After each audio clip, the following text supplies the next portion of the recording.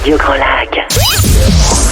Radio Grand Lac, 92.1, le grand bain de la vie locale. Bonsoir à toutes et à tous, vous êtes bien en direct sur Radio Grand Lac 92.1, radiograndlac.com. Et oui, le grand bain de la vie locale avec encore une nouvelle émission. Quelle journée sur les ondes de votre radio préférée. Nous avons eu ce matin la première émission avec l'INSEC, en partenariat avec l'INSEC, l'école de commerce de Savoie-Technolac, donc où les étudiants viennent une fois par mois pour faire leur propre émission. Et ce matin, ils nous ont étonnés, nous ont épatés par leur talent et la qualité du programme qu'ils ont établi. Et puis là, nous allons donc faire encore découvrir une nouveauté que nous avons voulu mettre en place avec Sandra Beau, c'est d'être au plus proche de nos communes, de nos villes, de notre territoire. Et cette émission s'appelle Une heure, une commune. Alors, une heure, une commune. Pourquoi ? Parce que nos communes méritent bien qu'on leur laisse quand même du temps pour parler, pour présenter leurs projets. Donc, je vous rassure, pas de politique ici sur les ondes, mais simplement de la gestion des collectivités locales. Cette gestion qui est de plus en plus difficile. Et malgré tout, on trouve encore des hommes et des femmes qui s'engagent pour gérer leur commune, pour gérer leur territoire et la vie de leurs habitants. Alors, parmi les premières communes de notre bassin qui ont souhaité jouer le jeu avec nous et qui nous ont accompagnés, il y a la Motte-Servolex. Alors, nous avons la chance d'avoir ce soir Luc Berthoud, le maire de la Motte-Servolex. Bonsoir Luc Berthoud. Bonsoir à tous les animateurs et auditeurs de Radio Grand Lac et bonne année, puisque je vois qu'elle se poursuit très très bien pour Radio Grand Lac. Oui, merci Luc Berthoud, elle se poursuit bien. Puis on a encore plein de surprises à vous proposer pour les mois qui arrivent. Et donc Luc Berthoud est venu avec le chargé de mission environnement et développement durable auprès de la mairie, Anthony Perrin. Bonsoir Anthony. Bonsoir, merci de votre accueil. Écoutez, c'est un grand bonheur pour nous de vous avoir là. Alors on vous laissera la parole dans quelques minutes parce qu'on va parler développement durable, on va parler biodiversité, on va parler environnement, on va parler de toutes ces actions menées depuis déjà de longues années par la Motte-Servolex, la mairie de la Motte-Servolex. Mais je voulais avant toute chose, Luc Berthoud, qu'on présente un petit peu la Motte-Servolex, puisqu'on connaît, on y passe souvent, que ce soit sur autoroute, sur la route. On sait que c'est la 4e commune de Savoie, et c'est quand même une commune très agricole. Alors, est-ce que vous pouvez nous présenter dans les grandes lignes votre ville de la Motte-Servolex ? Oui, très volontiers. En surface, c'est une commune qui est plus grande que Chambéry, puisqu'on a 3000 hectares. Et vous l'avez cité, on est traversé par quelques infrastructures. L'autoroute, il y a aussi l'aéroport, qui pour les 3/4 de la piste et les infrastructures sont sur la commune de la Motte-Servolex. 3000 hectares, et avec un équilibre, il y a 1000 hectares de forêt, dont 520 hectares sont propriété communale, 1000 hectares d'agriculture, et puis enfin 1000 hectares d'urbanisation, de centre-ville ou de développement économique à l'image de Savoie-Technolac. Et je suis très heureux de faire le lien avec l'accueil de l'INSEC et des étudiants plein de talent dont vous avez parlé. Tout à fait. Vraiment, ils nous ont fait une très belle émission ce matin. Alors, combien d'habitants à la Motte-Servolex ? Alors, au tout dernier recensement, on a eu le chiffre en décembre. On est maintenant 12 731, ce qui est en fait, comme vous l'avez dit, la 4e commune de Savoie en termes de démographie. Derrière Chambéry, Albertville et Aix-les-Bains. Aix-les-Bains, en sachant que on reste quand même la première commune agricole de Savoie pour le nombre d'agriculteurs, d'exploitants professionnels, puisqu'il y en a plus de 30. Et puis vous allez jusqu'au sommet de la chaîne de l'Épine, vous êtes limitrophe avec les communes de Marcieux, etc., qui sont dans l'avant-pays. Voilà, on va jusqu'à 1441 mètres avec le massif et on partage avec le Bourget la dent du chat. Donc une commune dynamique, une commune pleine d'atouts. Est-ce que vous pouvez nous présenter un peu les grands atouts de la Motte-Servolex ? Alors, 130 associations. Donc, hors cette période pandémie, vous imaginez bien ce que ça représente en termes de réunions, d'assemblées générales. C'est une ville qui, du coup, est très riche de ces associations et de ses bénévoles. Et j'espère que la crise ne va pas mettre trop à mal tous les bénévoles, ce dynamisme, cette énergie qui est mise en place. On a 80 commerces avec une grande diversité, des commerces de proximité qui sont appréciés, et puis des circuits courts avec des coopératives, des maraîchers, des fermes qui sont ouvertes et pour lesquelles on peut acheter des produits, des paniers fermiers et ça fait aussi l'attractivité de notre commune. Alors comment est-ce qu'on peut arriver, quand on est la 4e commune de Savoie, donc les communes de plus de 10 000 habitants, à conserver cette qualité de vie et vraiment cette volonté d'être toujours au plus proche du territoire, au plus proche des circuits courts, malgré la densité de la population. Ça doit être il faut jongler quand on est maire pour en arriver là. Alors c'est un équilibre, effectivement, c'est cet équilibre qui est très précaire, sur lequel il faut veiller comme à la prunelle de ses yeux, et je crois que tous ceux qui habitent la Motte, qui sont de souche ou qui viennent d'y arriver, ont un esprit et savent qu'ils sont dans une commune à taille humaine. Et je crois que c'est ce qui fait la différence. On a nos propres particularités, on a une autonomie, on a les services qui vont bien dans la proximité, et tous les gens qui côtoient la Motte Servolex ont envie soit d'y habiter, soit d'y revenir, et gardent cet esprit familial. Puis c'est vrai qu'on est fier quand on est mottérin. Il y a vraiment une identité comme Aixois un peu. On est Aixois, on est mottérin. Oui, il y a une appartenance. On est Mottraine, Mottrin, effectivement, avant de penser qu'on est dans le bassin chambérien. Et puis, il y a toujours aussi cette fierté d'être savoyard. Tout à fait. Et puis donc, la Motte Servolex, juste un petit mot historique. Avant, c'était 2 communes, la Motte, Montfort et puis Servolex. Voilà, et puis le trait d'union a remplacé Montfort. Les 2 paroisses se sont réunies. Mais on a encore cette chance d'avoir, en gros, à peu près 10 000 habitants dans le centre-ville élargi, et puis 14 hameaux qui peuvent avoir... 14 hameaux. Voilà, oui. Très étendus, donc. Très étendus, dont le plus important en termes de démographie est le Tremblay, qui fait le lien avec le lac du Bourget. Avec le lac du Bourget, d'accord. Quels sont donc les grands projets ? En gros, là, quelques projets à venir, parce qu'on sait que vous avez beaucoup d'actions dans le domaine du développement durable, des mobilités douces. Bien sûr, on va parler de l'éco-hameau des Granges, oui, peut-être. Vous avez sur les rénovations énergétiques des bâtiments. Bref, une politique visant à préserver notre environnement et la qualité de vie. Et les ressources, effectivement, les ressources naturelles. On fait aussi, pour accompagner les associations dont je parlais, on vient de finir la réalisation de 2 cours couverts de tennis. On projette sur l'année 2022-2023 de faire des tribunes pour le club de rugby, des tribunes en bois avec récupération d'eau de pluie et puis du solaire en toiture. Mais on va engager sur 2022-2023 2 rénovations lourdes de bâtiments, d'une école, l'école élémentaire Pergaud, et puis le gymnase de Coubertin. 3 millions d'euros pour ces 2 opérations qui visent à réduire de 40 à 45% nos dépenses d'énergie. Donc voilà, on travaille pour le confort des usagers d'aujourd'hui et des générations à venir. Très très bien. Et puis vous avez été distingué récemment à plusieurs reprises dans le domaine du développement durable, encore une fois. 9e ville marchable sur 200, c'est quoi ça, ce titre ? Alors, c'est une fédération de randonnée et puis des piétons qui a lancé une enquête, et on a eu la chance de voir qu'on avait une très très bonne note. On est au-dessus de 13 et qui sort du lot de la région. Ça veut dire que il y a des cheminements piétonniers, il y a des boucles de randonnée, il y a un sentiment de sécurité pour les piétons. Il y a un confort pour les piétons. Il y a un confort pour les piétons, une sécurité, confort.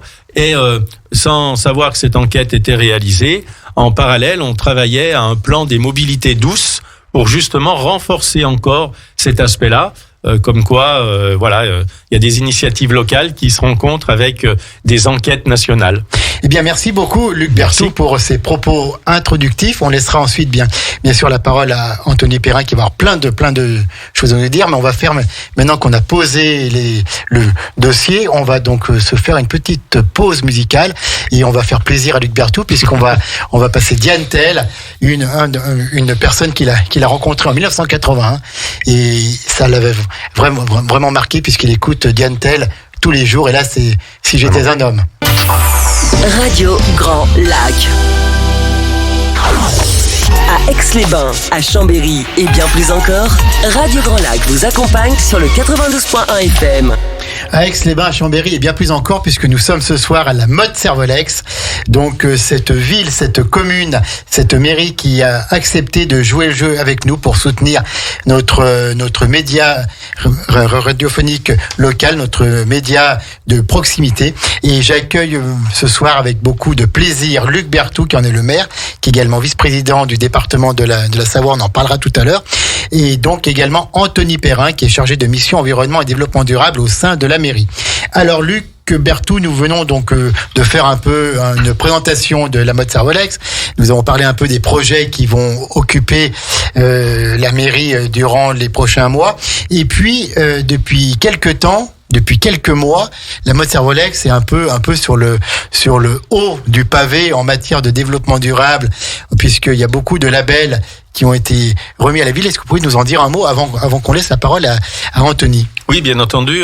Il y a eu coup sur un petit trimestre 4 distinctions. On a parlé tout à l'heure de la ville marchable, la 9e sur 200.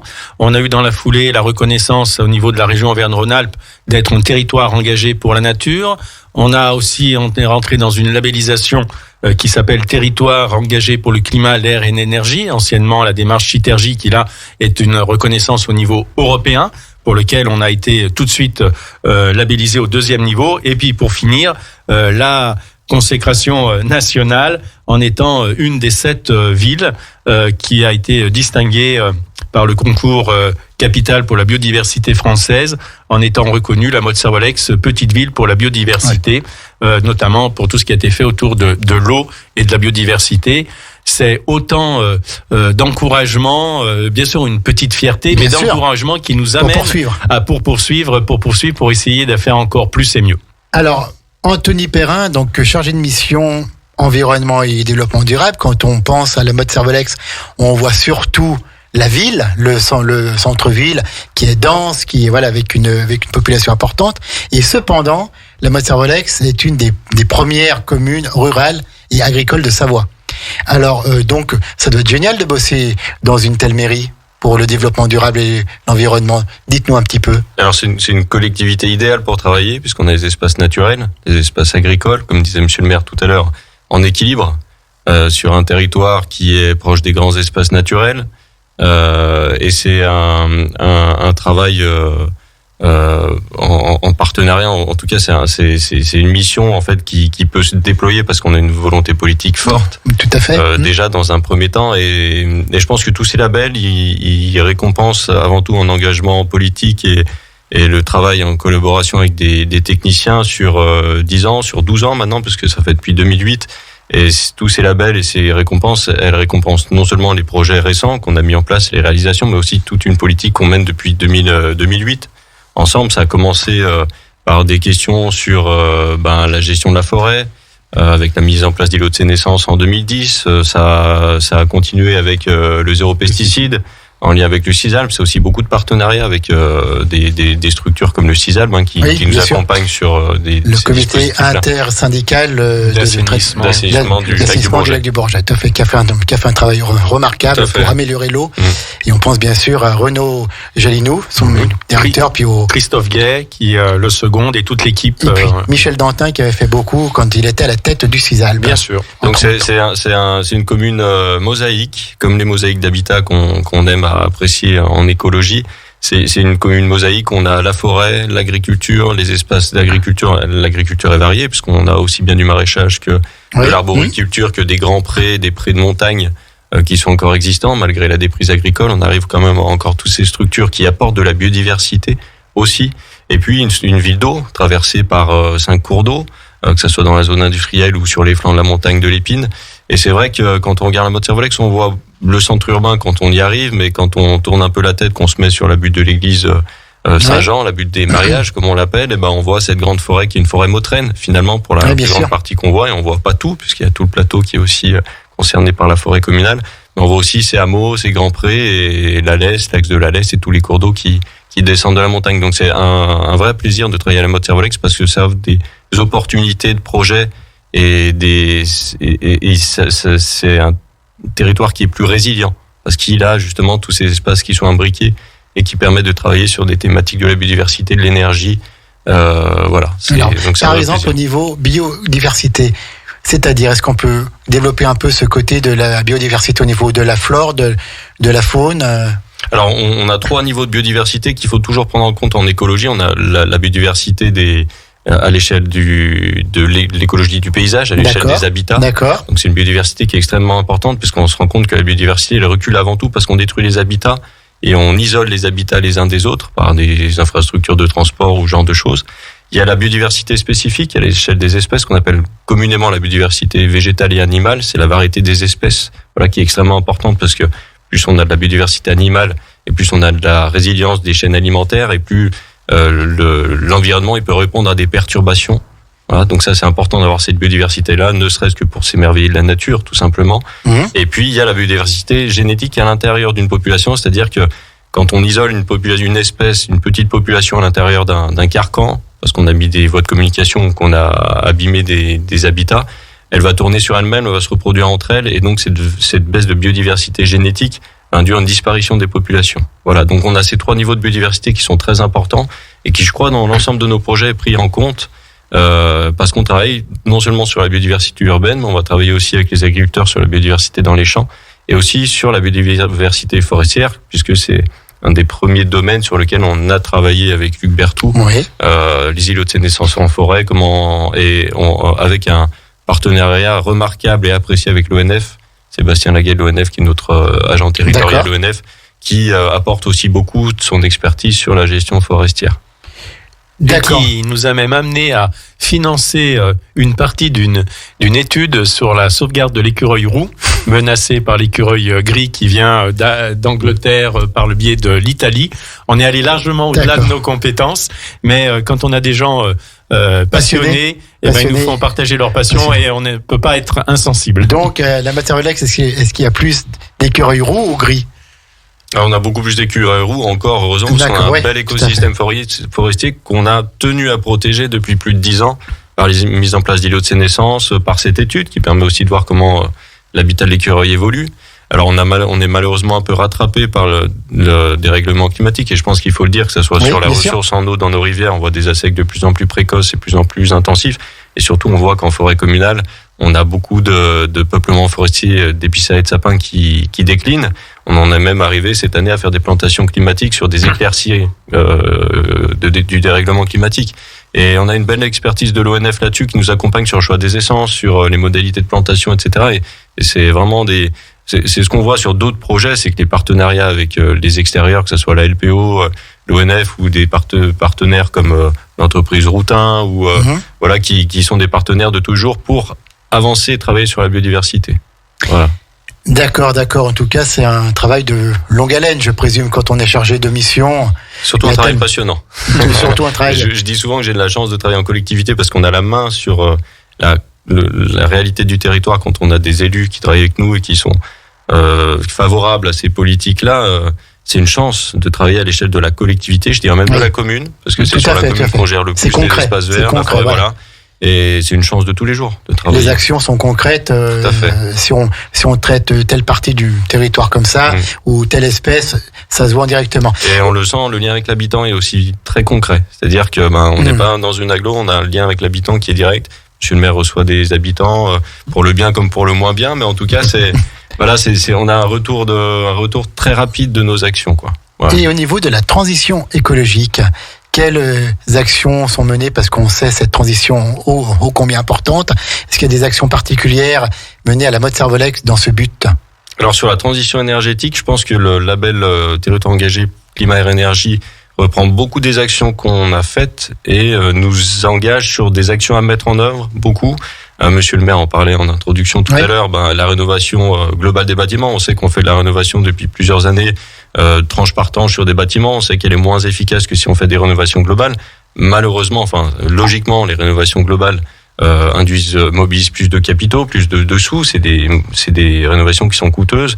Et je pense que le courage de la Mozarella-Lex et monsieur le maire et ses élus, ça a été de s'engager sur des engagements, des rénovations globales qui sont coûteuses, mais qui vont porter leurs fruits. Avec par exemple, pour l'école Pergot, un choix de changement d'énergie en utilisant notre plaquette forestière qu'on produit maintenant depuis plus de 10 ans en forêt communale pour alimenter une chaufferie bois à la place du gaz sur ces deux écoles. Voilà. Donc il y a une réflexion autour de l'enveloppe des bâtiments, de l'usage des bâtiments aussi. On va sûrement être engagé d'ici, on commence à travailler sur un schéma directeur immobilier dans le cadre de la labellisation CITERJ, territoire engagé pour le climat et l'énergie, c'est-à-dire voir quels sont les bâtiments à prioriser en premier, en rénovation, en lien aussi avec le décret tertiaire, ce que nous impose l'État à réaliser. Et puis, quels sont les usages de ces bâtiments? Est-ce qu'on change d'énergie ou pas? Voilà, en tout cas, toute une prospective autour de l'utilisation de notre parc de bâtiments qui représente, je crois, à l'heure actuelle, à peu près 50 bâtiments, un peu moins, peut-être 42 à... Voilà. Donc, c'est un gros travail. En tout cas, l'engagement de la ville, c'est par la rénovation thermique de l'école Pergaud et du gymnase Coubertin, qui sont des deux structures les plus énergivores dans notre classement de bâtiments de la ville. Et puis aussi, c'est les études thermiques engagés sur l'hôtel de ville et sur l'école Lamartine. En tout cas, voilà, on est proactif et on avance sur ces questions-là, sur des projets ambitieux. Voilà. Cet hôtel de ville qui est un petit peu particulier, puisqu'il y a la partie ancienne, historique, et puis il y a la partie qui est toute nouvelle, et ça se marie très bien. Alors ça se marie très bien, si ce n'est que le lien entre les deux est un formidable pont thermique. Quand on a les bâtiments de 1858 ou dans lesquels on peut se réfugier l'été, puisqu'on perd 6 à 7 degrés par rapport à l'autre bâtiment qui lui a été réalisé en 1992 et à une époque où on faisait pas vraiment attention à tout ce qui était l'énergie, les façades vitrées mais pas vraiment bien isolées, et on sait que là on a un chantier lourd devant nous. D'accord. Anthony Perrin, c'est vraiment passionnant de parler avec vous. C'est quoi le parcours d'Anthony Perrin avant d'être à la mode Servolex pour parler du développement durable et de l'environnement? Alors, moi, j'ai un parcours universitaire en Master 2 écologie, biodiversité, environnement. D'où mon attachement quand même aussi fort à la biodiversité, au déploiement de la biodiversité dans nos espaces. Après, j'ai beaucoup appris depuis 2008 en faisant mes missions sur le terrain, sur les énergies renouvelables, sur la mobilité. C'est des choses qui étaient tout à fait hors du champ de ma formation et que j'ai appris à mettre en œuvre avec la formation continue proposée par la collectivité, avec les missions réalisées, et avec les partenaires qui nous accompagnent aussi, l'agence Écomobilité sur l'aspect mobilité, Grand Chambéry sur les aspects transport. Voilà, c'est des choses apprises sur en fait, la mission à la mode Servolex a ouvert mon champ de compétences très très largement en fait, au-delà du simple, déjà assez complexe cadre de la biodiversité et de sa préservation. Voilà. D'accord. Et Anthony, il habite à la mode Servolex ou pas? J'habitais à la mode Servolex. D'accord, il habitait parce que là, je reçois un témoignage d'une personne qui habite, qui travaille à la mode Servolex, mais qui n'y habite pas et qui dit « Je regrette de ne pas vivre à la mode Servolex, j'y travaille et on s'y sent tellement bien ». Vous voyez un petit peu. C'est tout l'enjeu qui est devant nous et qui concerne l'urbanisation, le foncier et le coût du foncier, des loyers, puisqu'on est devenu une zone globalement de Montmélian jusqu'à après Aix, Centre-Lac, très attractive. Le sillon alpin, un peu ce qu'on appelait avant le sillon alpin. Le sillon alpin. Et mené en son temps par Jean-Pierre Vial. Voilà, et donc on est un peu maintenant en termes de logement dépendant de ce qui s'est passé à Annecy, qui eux-mêmes sont dépendants de ce qui se passe à Genève. avec une répercussion ça va très même très jusqu'à forte. Valence bientôt. Bientôt. Donc là on a un défi pour demain, mais en tous les cas... J'entends bien ce qui est dit sur le fait qu'il y a réellement, qu'on habite ou qu'on travaille ou qu'on passe à la mode, une appropriation avec cette commune et ses acteurs. Alors, lequel des deux, ou peut-être les deux, je voudrais que vous disiez un mot sur un projet phare, sur un projet vraiment qui symbolise la mode Servolex, c'est le Éco-Hameau des Granges. Peut-être tous les deux, peut-être monsieur le maire ou Anthony, vous pouvez compléter. Je peux démarrer et puis Anthony complétera mes lacunes, simplement une volonté forte, il y a aussi là plus de 10 ans, d'urbaniser, mais d'urbaniser différemment. Et de se dire que c'était pas l'homme qui s'invitait dans un secteur un peu particulier, une ancienne cicatrice industrielle, puisqu'il y avait un site occupé par des carrières, mais qu'au contraire, on allait faire revivre la biodiversité, puisque la zone humide était ignorée, était en train de péricliter. Et on s'est dit, on va réalimenter la zone humide, on va faire redémarrer la biodiversité dans ce secteur, et seulement après avoir réalimenté la zone humide, permis à la biodiversité de se redévelopper, d'avoir sanctuarisé une partie d'un parc naturel, d'avoir créé un autre parc, c'est seulement après, qu'on ira mettre la partie urbaine et architecture. Et c'est montrer que c'est en fait l'homme qui est invité dans ce cadre, mais c'est pas lui qui s'invite. C'est totalement novateur, cette vision des choses. Alors, nous, on l'a vu, on l'a construit ensemble. On s'est dit, on répare une cicatrice industrielle, on permet à la biodiversité de se redévelopper, on réalimente la zone humide, on préserve le terrain agricole, puisqu'il y a d'autres endroits où on peut urbaniser, mais ça se faisait au détriment. C'était ailleurs 25 hectares qui étaient occupés actuellement par des exploitants. Et ils allaient perdre cet outil de production. Et effectivement, c'est ce que nous a dit l'organisateur du concours Capital pour la biodiversité française, qui regroupe quand même une 50aine d'organismes, tous très pointus dans leur domaine, donc qui viennent nous labelliser au niveau national. Ça veut dire quelque chose. Et ils nous ont dit, mais vous avez lancé il y a 10 ans en arrière tout ce qu'on demande maintenant. Et pour cet aspect pionnier, innovateur, on tenait à vous en féliciter. Anthony, une petite chose à dire en plus ? Enfin, selon moi, le projet d'écoquartier qui a été lancé en 2009, il est vraiment représentatif de la politique environnementale de la ville de la Motte-Servolex. La préservation du foncier agricole, en allant urbaniser, comme disait M. le maire, sur une emprise industrielle délabrée, parce que c'était le cas sur ce site. La restauration d'une zone humide, en créant un espace parc naturel, espace vert tampon, vraiment pour permettre la restauration de cette zone humide qui était en souffrance. Et puis, à travers l'urbanisation qui est actuellement en cours, par bientôt l'aménagement des premiers lots et la finition des voiries du parc nature là, à ce jour, au jour où on parle, c'est le label écoquartier. Aller chercher le label écoquartier, et je doute pas qu'on réussira à l'avoir parce qu'on est déjà bien engagé dans la démarche. C'est une exigence environnementale et à tous les niveaux, c'est-à-dire au niveau du lot à construire, au niveau du parc espace vert, et ça se traduit par un accompagnement expert. C'est-à-dire la ville va vraiment chercher, c'est donner le temps de réfléchir sur ce projet, puisqu'on a fait une étude préopérationnelle d'urbanisme en 2010. Ouais. On n'a pas fait ce quartier à la va-vite. Voilà, c'est un quartier vraiment qui a été réfléchi, sur lequel on a eu de la maîtrise foncière. On a gardé la maîtrise foncière pour mettre en œuvre un cahier des prescriptions architecturales, environnementales et urbanistiques. Et on va chercher le label écoquartier qui est un label extrêmement exigeant, au même titre que le label Citergie. C'est un label extrêmement exigeant qui engage la ville, les promoteurs immobiliers, au jour de la construction des bâtiments et sur la durée de vie des bâtiments. D'accord. Donc, et ça se traduit par des consommations d'énergie maîtrisées, l'aménagement d'échanges sociaux à l'échelle du lot ou du quartier, la création de jardins partagés, récupération d'eau pluviale. Ça se traduit par tout ce qu'on peut aller chercher en fait dans un projet d'aménagement. Eh bien, bravo. Nous sommes toujours en direct. Il est 17h32. Vous voyez, c'est vraiment le direct. Et nous sommes avec la nouvelle émission 1 heure 1 commune avec la Motte-Servolex. On va bientôt se faire une petite pause musicale, mais juste avant, je voudrais revenir avec Luc Berthoud, le maire.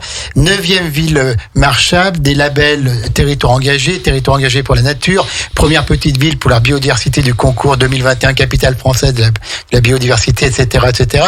Quand on sait la longueur parfois pour mettre en place des projets au niveau communal, dans le respect des marchés publics, dans le respect de plein de choses, comment se fait ce travail, Luc Berthoud ? Parce que là, aujourd'hui, nous avons le maire, nous avons le chargé de mission, mais je pense qu'il y a plein d'autres personnes qui participent activement à la mise en place de cette politique en faveur du développement durable. Je vois 3 pistes. D'abord, et Anthony l'a souligné tout à l'heure, une volonté politique forte, tenace, dans la durée. Alors, pas de dire du jour au lendemain qu'on va tout révolutionner, une série de petits pas, mais toujours avec dans la même direction, avec bon sens. Le bon sens, paysan, voilà, ça me va très bien. Ça nous fait penser aussi à une banque qui a son siège sur la Motte-Servolex. Moi, ça me faisait penser à quelqu'un que vous avez dû connaître, c'est Jean Blanc. Bien sûr, Jean Blanc. Et à la Motte-Servolex, on pense aussi à un de la même génération que Jean Blanc, Jacques Auchard, qui eux deux ont fait beaucoup de choses pour la Savoie et au-delà. Donc effectivement, c'est une volonté politique tenace qui s'inscrit dans la durée, qui va toujours pas après pas. C'est avec des techniciens et des agents, et vous en avez l'illustration, passionnants, compétents, disponibles. Et puis le troisième triptyque, le troisième point du triptyque, c'est des partenaires qui viennent nous proposer, nous accompagner, ou qu'on va chercher dans tous les domaines. Il y a la Ligue contre le cancer pour être les zones sans tabac. Il y a la représentation départementale de France Alzheimer pour avoir une ville accueillante pour les malades d'Alzheimer. Il y a la LPO qui a aussi son siège Ligue de sur protection des oiseaux. Des oiseaux qui a son siège sur la commune.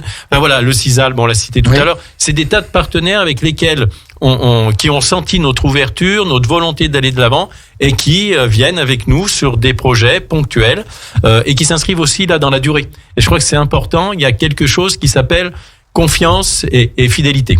Eh ben, merci beaucoup. Donc, pour la présentation de cette commune de la Motte-Servolex, on a encore une partie à voir ensemble. On va refaire une petite pause musicale. Alors, la Motte-Servolex, commune, ville dynamique, ville en bonne santé. Il n'empêche que, monsieur le maire, vous voulez écouter Grand Corps Malade. Oui. Grand Corps Malade avec le titre des Jambeaux. Voilà, alors c'est aussi une belle leçon, cet artiste, de vie, de réflexion, de philosophie et de, là aussi, de bon sens, la vie par-dessus tout. Eh bien, on écoute tout de suite, grâce à ma complice et amie Sandra Beau, qui est à la technique aujourd'hui. On écoute Grand Corps Malade et on se retrouve après pour conclure tranquillement cette première émission 1 heure une commune avec la Motte-Servolex, notre partenaire. Radio Grand Lac. Radio Grand Lac 92.1. Le grand bain de la vie locale.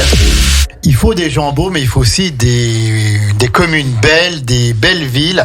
Et ce soir, nous avons la Motte-Servolex pour cette première émission 1 heure une commune. Donc chaque mois, nous retrouverons la Motte-Servolex pour différents thèmes. La prochaine fois, ce sera le 15 février. Et donc, on verra ce que la commune de la Motte-Servolex nous aura proposé pour cette émission. En tout cas, ce soir, nous avons toujours avec nous Luc Berthoud, maire de la Motte-Servolex et vice-président du conseil départemental de la Savoie. Nous avons Anthony Perrin, chargé de mission environnement et développement durable. Donc, nous venons de faire un peu un exposé de tous les labels, de toutes les reconnaissances qui ont été données ces dernières semaines à la Motte-Servolex. Et Anthony Perrin va encore quelque chose à nous dire par rapport à l'Atlas, je crois, de la biodiversité. Alors effectivement, l'Atlas de la biodiversité communale, c'est quelque chose que la ville a réalisé en 2017 de manière bibliographique et je dirais pas partielle, parce qu'en fait on s'attache à des espèces qui nous semblaient importantes à ce moment-là. On relance en 2022 et 2023 un atlas de la biodiversité communale beaucoup plus complet, qui va intégrer notamment des sciences participatives. Donc on va faire appel au grand public pour identifier des espèces communes ou moins communes. Et qui par exemple la chevêche d'Europe, le crapaud commun, les espèces de jardin. On connaît tout à la Motte-Servolex. Les écrevisses à pattes blanches. Les écrevisses à pattes blanches. Donc on va avoir des sciences participatives et aussi des études avec des partenaires scientifiques, des études assez poussées sur la flore, certaines espèces comme l'écrevisse, qui sont des espèces assez spécifiques.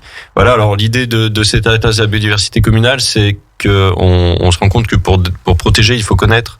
Et on s'est attaché à essayer de connaître à chacun de nos projets. Les îlots de sénescence, on a fait en 2010. C'est les îlots sur lesquels on va plus aménager dans la forêt communale. On laisse la forêt évoluer naturellement. On s'est attaché à faire un état des lieux initial de la faune pour voir comment ça évolue, pour voir un peu l'effet de nos actions. On l'a fait aussi dans le cadre des refuges LPO, quand en 2011 on a classé tous nos parcs espaces verts en refuge pour la faune et la flore. On a fait ces inventaires faunistiques initiaux. Donc l'idée, c'est vraiment de connaître pour identifier les faiblesses et les problématiques, et aussi de connaître pour voir comment, au gré des années, avec la mise en œuvre de nos projets, la biodiversité évolue dans le bon sens, on l'espère. Mais voilà, l'idée, c'est qu'en 2022, on ait cette photographie de la biodiversité communale la plus complète possible, avec toute une partie participative pour faire comprendre aux gens et pour faire adhérer les habitants de la commune, en tout cas, à ce projet. Et puis on va finir, ça sera un peu le point final de cet ABC communal en 2023. Oui. Ça sera la réalisation d'une fresque avec le collectif de la Mèze, donc collectif de graffeurs de la Mèze, qui est connu par ses magnifiques réalisations un peu partout sur le bassin chambérien, d'une fresque autour de la biodiversité. Voilà, pour vraiment que cet atlas de la biodiversité reste à la vue de tout le monde de manière la plus jolie possible et de la manière la plus artistique possible. Alors, merci Anthony Perrin. Être chargé de mission environnement et développement durable dans une telle mairie, ça doit prendre un temps fou. Puis en plus, vous le faites avec passion, vous le faites avec plaisir. Il y a quelques moments de libre quand même, je pense. À quoi il carbure Anthony Perrin quand il a des moments de libre ? Alors, est-ce que j'ai le droit de le dire? Ah oui, mais bien sûr, cher Je vais Luc-Berthoud. répondre à sa place. Il est président d'une association Patrimoine Sauvage. D'accord. Et bien sûr, il y a sa famille, mais au-delà, il va passer ses week-ends, ça va pas tarder à arriver, à mettre des filets pour sauver les crapauds d'un écrasement sur la route. Et voilà, entre autres. C'est ça, avec une Entre belle autres. écoute du conseil départemental qui, sur les sites conçus avec mon association, va installer des passages sur route. Alors, c'est déjà quoi fait. l'association, le nom exact? Patrimoine sauvage. Patrimoine sauvage, donc d'accord. on a un chantier sur Saint-Sulpice effectivement prévu là en tout début février, donc dans peu de temps, l'installation de filets en bord de route pour éviter que les crapauds grenouilles se fassent écraser en période de migration. Eh bien, Voilà. merci Antoine Voilà, et Perrin. après, je carbure aussi à la course à pied. D'accord, oui, oui. Et qui me fait du bien, voilà. On voit Et- quand même un petit peu le côté sportif. En Bon. tout cas, merci pour ce que vous faites. Je pense que si beaucoup d'autres personnes faisaient comme vous pour la biodiversité, pour l'environnement et tout, notre planète s'en porterait mieux. Donc, merci pour tout ce que vous faites. Luc-Berthoud, juste un petit mot parce qu'on arrive bientôt au terme. Mais ensuite, je voudrais aussi qu'on parle peut-être un petit peu de vous, puis quelques mots sur le département, sur votre action au niveau du département, puis de l'OPAC de la Savoie aussi, puisque vous êtes président de l'OPAC de la Savoie. Juste un petit mot, et là, je viens de perdre le fil, oui, sur la culture, parce qu'on on sait que Luc-Berthoud est attaché depuis longtemps à la culture. Est-ce que, si je dis culture et la mode Servolex, ça fait quoi? C'est l'éclectisme, la diversité. On essaye d'offrir de la culture à tous les âges, à toutes les catégories. On est sur la voix, on est sur du spectacle jeune public. On est beaucoup aussi sur l'art urbain, pour pas dire street art, parce que j'essaye de lutter contre les anglicismes. Donc avec la Mèze, un collectif de graffeurs, de faire beaucoup de choses qui permettent d'identifier des artistes, de leur permettre d'être prophètes dans leur commune ou leur territoire. Ce qui est rare. Et ce qui est rare. Et puis après, d'avoir ce plaisir de les voir avoir une vocation départementale, régionale et certains d'entre eux internationale, puisque je pense à Grafmat, mais comme à beaucoup d'autres, qui ont pu déjà s'exposer aux États-Unis, par exemple. Donc, on cherche à faire partie de ce mouvement, à l'accompagner, parce qu'il y a des talents rares. Quel dynamisme. Et puis nous, à Radio Grand Lac, on salue tout particulièrement une entrepreneuse sur la mode Servolex, puisque nous avons organisé le salon du chocolat et des gourmandises Juliette en octobre dernier, tout à fait, aux occasions Grand Cercle. Le prochain, le 8 et 9 octobre, Sandra pourra bien mieux en parler que moi. On salue bien sûr Juliette Néveau, qui a participé à notre salon et qui est aussi, voilà, une jeune, l'image de la mode Servolex, jeune, dynamique, qui est arrivée à la mi-novembre 2020, en pleine période pandémique, qui s'est installée avec beaucoup de courage, avec beaucoup de talent, beaucoup d'énergie, qui a déjà 2 personnes autour d'elle, des apprentis, des jeunes, qu'elle forme, qu'elle accompagne, et puis on l'aide aussi à pouvoir s'installer durablement sur la commune avec un atelier pour créer les chocolats et une spécialisation autour de la brioche, mais aussi je l'aide à avoir d'autres contacts. À faire les chocolats? Non, à les manger. D'accord. Non, à rencontrer d'autres. Il y a Julien qui est bon aussi pour ça, qu'on salue, notre ami Julien. On peut aussi le saluer, mais j'essaye de faire attention à son régime, mais aussi de la mettre en contact avec d'autres mères, puisqu'elle a déjà l'idée de pouvoir ouvrir un autre magasin. Tiens, ça tombe pas mal du côté du nord d'Aix-les-Bains, par exemple. D'accord, dans une commune limitrophe à Aix-les-Bains. D'accord, ok. Luc-Berthoud, merci en tout cas d'être venu. Donc vous êtes maire de la mode Servolex depuis 2008. Vous êtes dans la vie publique depuis déjà de longues années, dans les traces de Jean-Pierre Vial, d'Hervé Guémard, de Michel Barnier. Donc ça montre quand même un intérêt pour la vie publique et pour la Savoie. Président de l'OPAC depuis quelques mois. Oui. Et au niveau du département, donc conseiller départemental en compagnie de Nathalie Fontaine, est-ce que vous pouvez peut-être nous présenter vite fait votre canton et les actions un peu menées sur votre canton? Alors, un canton dont on a la chance qu'il est assez rassemblé, 8 communes de Drumetas, Clarafond. Vous avez de la chance, vous, par rapport à d'autres. C'est ça, c'est pour ça que je me permets de le souligner. C'est une question de démographie. Donc, quand on a des communes comme La Motte et le Bourget, ça fait déjà un certain poids. On y rajoute Bordeaux, La Chapelle, Vauglan, Méry, Vivier-du-Lac et Drumetas-Clarafond. Et on arrive avec Vauglan à ces 20 et quelques mille habitants. Un canton donc rassemblé. Beaucoup de projets notamment en termes d'infrastructures routières, puisqu'il y a eu des travaux lourds pour le tunnel du Chat, et que maintenant c'est la suppression du passage à niveau 18 à Vivier-du-Lac. Oui. Donc des infrastructures un lourdes. Projet de longue haleine. De longue haleine, mais qui, ça y est, a été bien engagé, et chaque étape maintenant va nous ramener de la suppression de ce passage reconnu comme un des plus dangereux au niveau national. Et puis à côté de ça, c'est tout l'enjeu du développement du territoire, de ce cadre de vie qui est formidable, avec des points forts aussi, le développement de l'activité économique, Savoie Hexapole, Savoie Technolac. Si je prends l'exemple avec des spécialités bien connues sur l'outdoor, le montagne, le loisir pour Savoie Hexapole, et puis Savoie Technolac, les réseaux numériques et les énergies renouvelables, en sachant que sur Savoie Technolac notamment, que quand on a des demandes nouvelles d'extension des entreprises, c'est à 80% des entreprises qui sont passées par l'incubateur, qui ont été créées sur Savoie Technolac et qui veulent se développer autour du solaire, autour de l'hydrogène. Donc des dossiers qui sont porteurs d'avenir et pour lesquels on est forcément enthousiaste. Et donc vous êtes en binôme avec Nathalie Fontaine, maire de mairie, qui elle est vice-présidente du conseil départemental et qui s'occupe notamment des moyens généraux, des ressources humaines, un gros secteur, bien entendu. Voilà. Et puis vous êtes également président de l'OPAC de la Savoie, donc on connaît l'attractivité de notre territoire, on connaît ce qui en découle, c'est la difficulté pour de nombreux Savoyards de se loger.